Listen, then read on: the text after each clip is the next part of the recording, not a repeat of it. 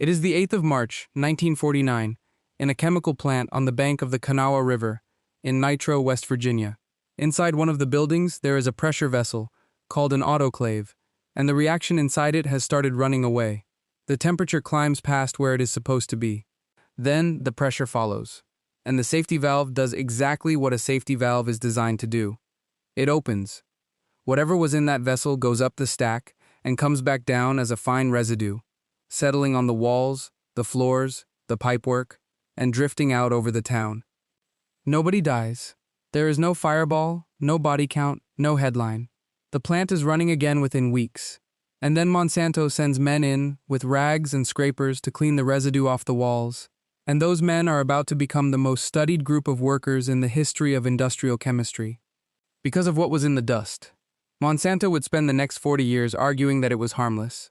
I'm going to hold that thread until the end, because how they argued it is the actual story here. Welcome back to the factory record. Today, Nitro. If you watched the last video, you already know the name Monsanto.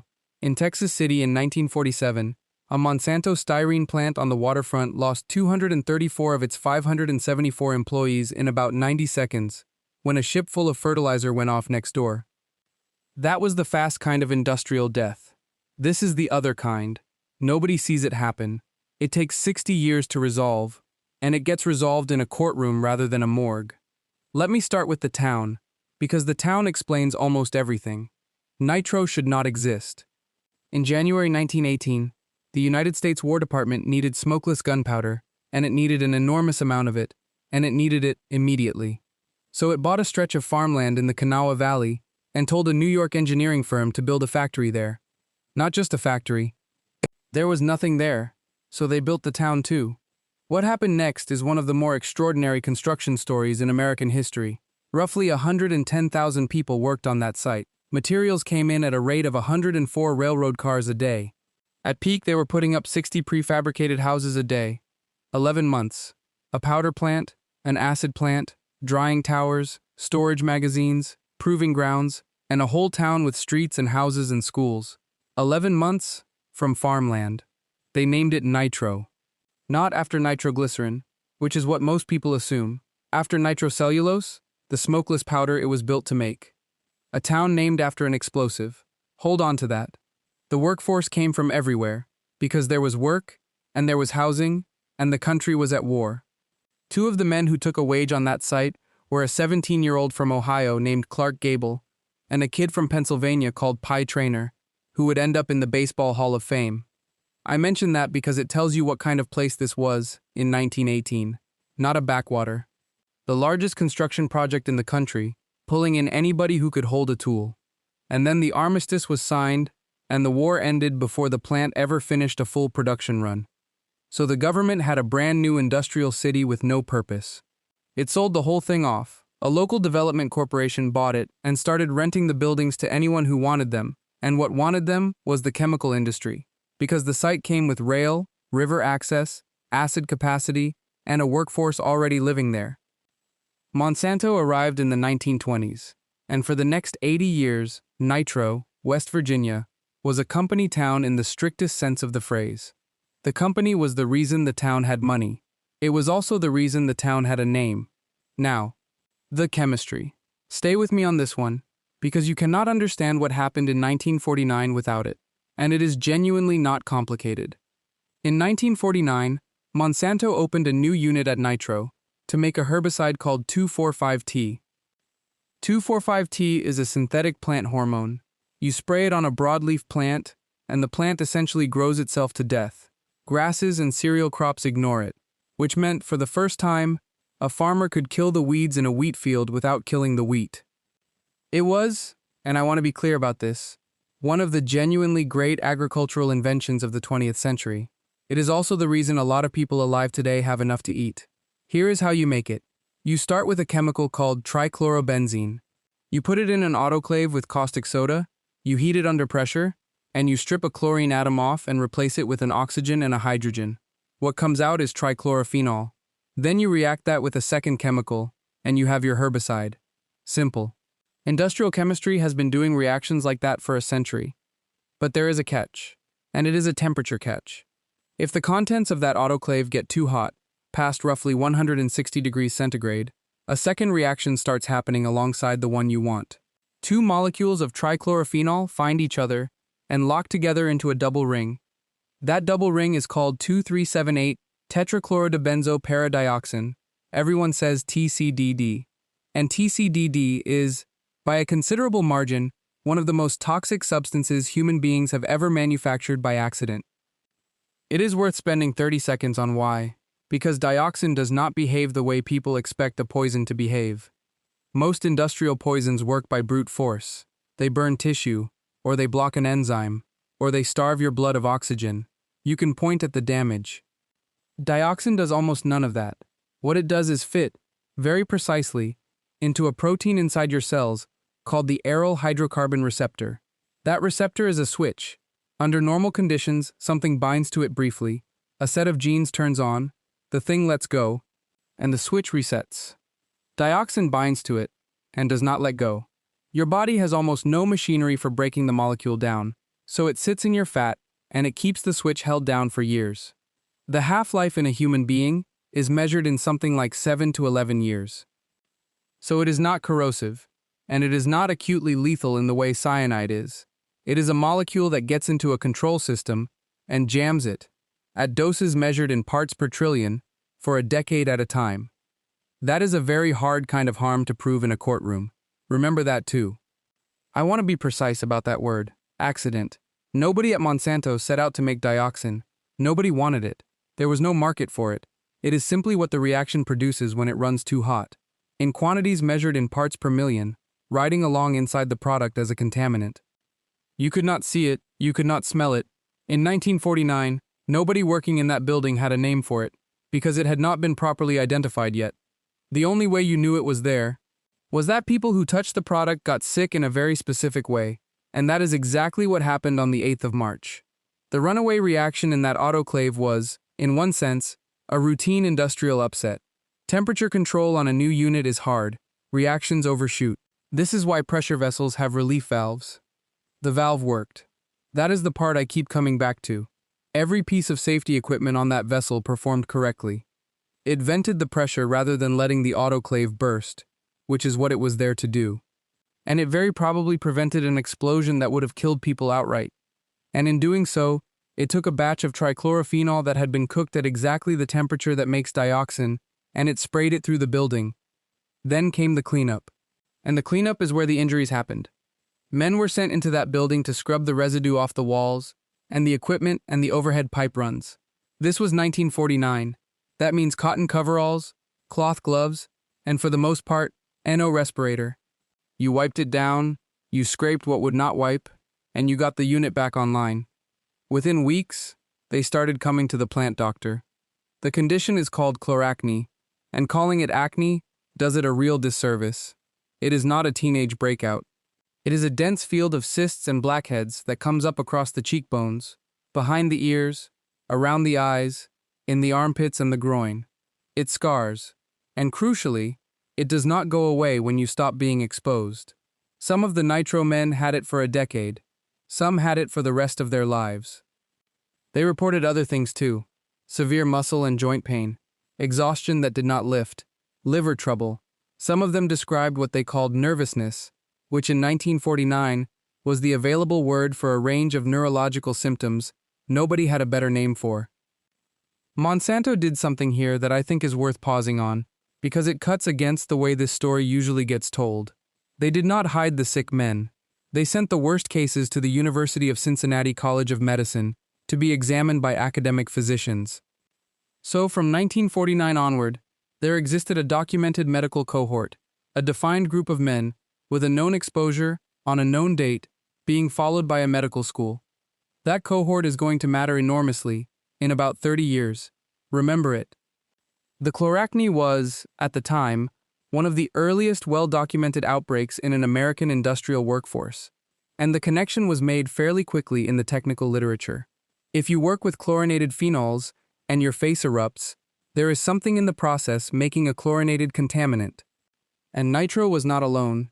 This same accident, more or less, kept happening.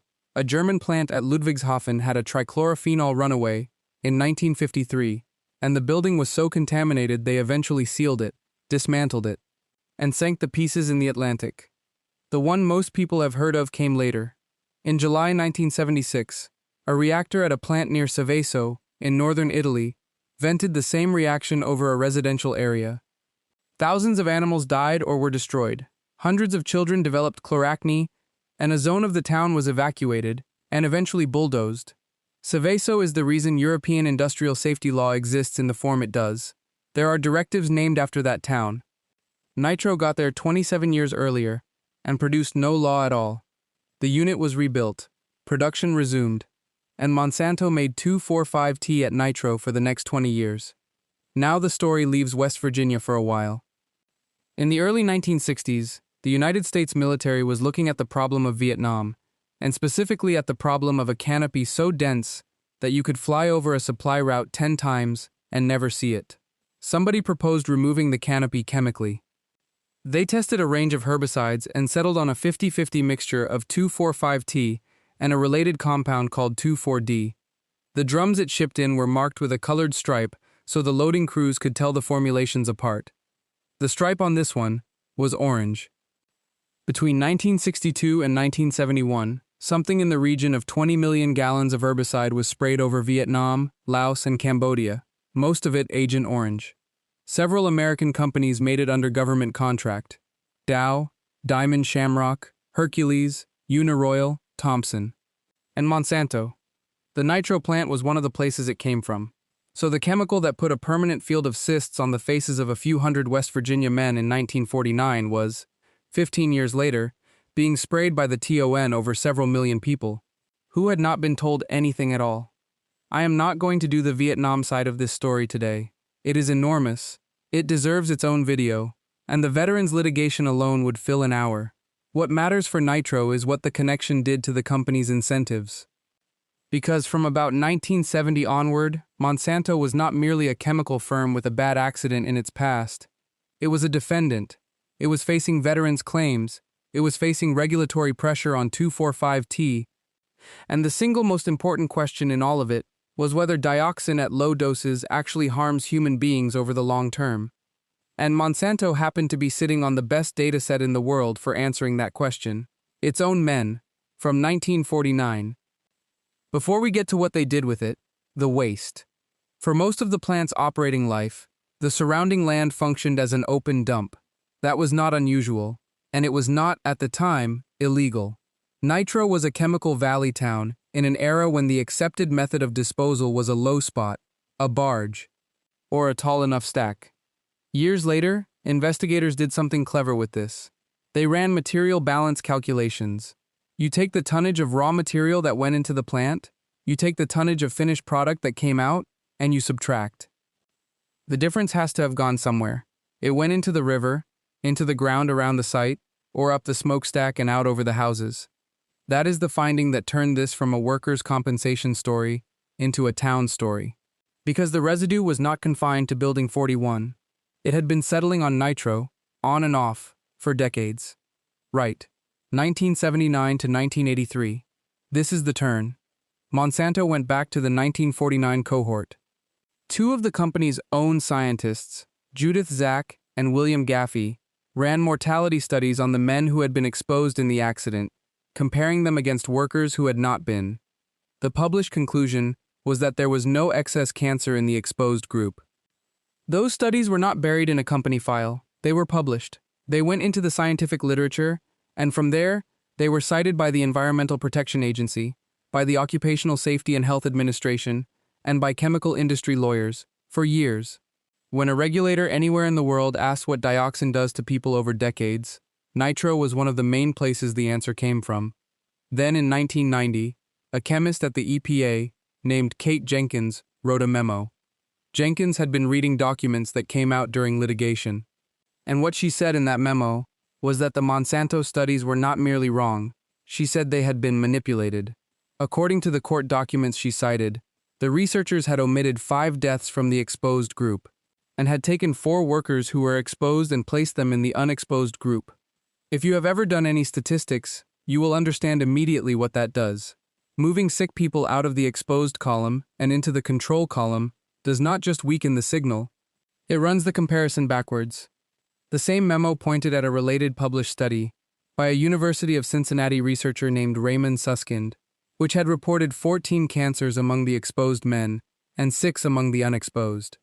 The underlying medical records, according to those court documents, showed 28 cancers among the exposed and 2 among the unexposed. Now, I have to be careful here, and I want to be. These are allegations, laid out in a memo by one government scientist, drawing on documents produced in adversarial litigation. Monsanto denied them. The EPA investigated and did not bring a case. Cate Jenkins was subsequently reassigned out of her position, which she fought, and which is its own long story. I cannot tell you from this chair that the studies were fraudulent. What I can tell you is what is not in dispute. A company facing enormous liability over a chemical ran the definitive study on the human health effects of that chemical, using its own employees as the subjects, and that study was then used to set public safety standards. Whatever the numbers turn out to be, that arrangement was never going to survive contact with daylight. Which brings us to a courtroom in Illinois, and to a trial that most people have never heard of, and that held an American record for years. On the 10th of January 1979, a railway tank car derailed in the small town of Sturgeon, Missouri. It split open and released around 19,000 gallons of a wood-preserving chemical. That chemical contained trichlorophenol, and therefore it contained dioxin. 65 residents of Sturgeon sued Monsanto. The lead plaintiffs were named William and Francis Kemner, and the case is known as Kemner versus Monsanto. The trial opened on the 22nd of February 1984. The verdict came in on the 22nd of October 1987. 3 years and 8 months. At the time, it was the longest jury trial in the history of the United States. Think about what that actually means for the 12 people in the box. They were selected in the winter of 1984 and released in the autumn of 1987. Over that span, jurors had babies, changed jobs, and moved house. Somebody had to keep finding replacements for the ones who could not physically continue. The jury alone then deliberated for nearly 2 months, which on its own would be a long trial in most courtrooms. And I want to name the thing that made it take that long. It was not a complicated set of events. A tank car fell over and split open. What took 3.5 years was arguing about what dioxin does to a human body, in front of people who were not chemists, using expert witnesses paid by both sides. That argument is the whole modern history of toxic tort law, and Sturgeon, Missouri, is roughly where it starts. And the verdict is the strangest one I have read in a long time. On the central question, the jury sided with Monsanto. They found that the plaintiffs had not proved that dioxin exposure caused their illnesses. No strict liability. On the science, the company won. Then the jury awarded William and Francis Kemner $14,500 each for property damage, and awarded each of the other 63 plaintiffs $1. $1, a nominal award. Legally, it means we find in your favor, and we assess your damages at nothing. And then they awarded $16.25 million in punitive damages. Read those two findings together, because the jury clearly intended them to be read together. We cannot find that you poisoned these people. We can find that you knew there was a danger and you did not tell them, and for one that, we are going to punish you. Judge Richard Goldenhirsch said something to that jury when it was over that has stuck with me. He told them, "You have proved the wisdom of the Founding Fathers in establishing a system of trial by jury." Now, let me complicate my own story, because I do not want to leave you with a cleaner version of this than the facts support. That punitive award did not stand. It went up on appeal, and in 1991, the Illinois Appellate Court reversed it. Nobody in Sturgeon collected $16 million, and the underlying science is harder than either side wanted it to be. Dioxin is not controversial at high doses. What remains genuinely contested, decades later, is what low-level exposure over a long period does to human cancer rates. The epidemiology is difficult, the confounders are severe, and reasonable scientists still disagree. So if you came here for the version where the chemical is a poison, the company knew, and the courts fixed it, I cannot honestly give you that.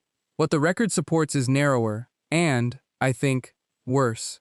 A company with a direct financial stake produced the evidence.